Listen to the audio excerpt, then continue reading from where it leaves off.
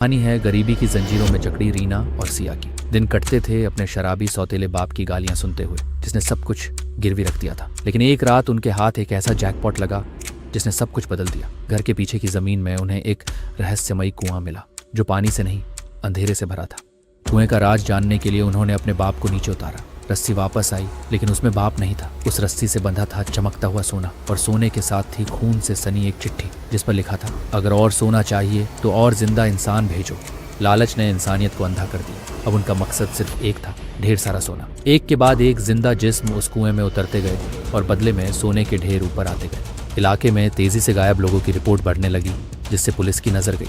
एक पुलिस वाला केस की जांच करते करते रीना और सिया के घर तक पहुंच गया। रीना के पास बहुत दौलत इकट्ठा हो चुकी थी, तो उसने उस पुलिस वाले को भी खरीद लिया, हर जिंदा आदमी के बदले सोने का एक भरा हुआ बैग।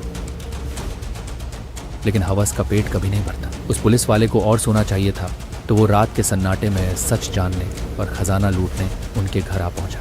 पुलिस वाले ने कमरे में देखा तो सोना ही सोना रखा हुआ था। इतना सोना देखकर उसकी नीयत बिगड़ गई और उसने रिया और सिया को धमकी दे दी कि पूरा सोना उसे दे दे। लेकिन उसकी बात पूरी होने से पहले ही सिया के एक बार ने उसे खामोश कर दिया। वो खाकी वर्दी भी उस कुएं की भेंट चढ़ गई और कुएं ने दिया और भी ज्यादा सोना। दोनों बहनों को लगा कि अब उन्हें कोई रोकने वाला नहीं है। लेकिन एक पुलिस वाले का गायब होना पूरे डिपार्टमेंट को हिला चुका था।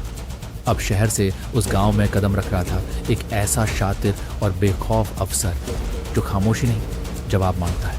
वो आ रहा है और वो सब कुछ जानकर ही दम लेगा। दौलत, लालच और मौत के इस खेल में अब किसका नंबर है?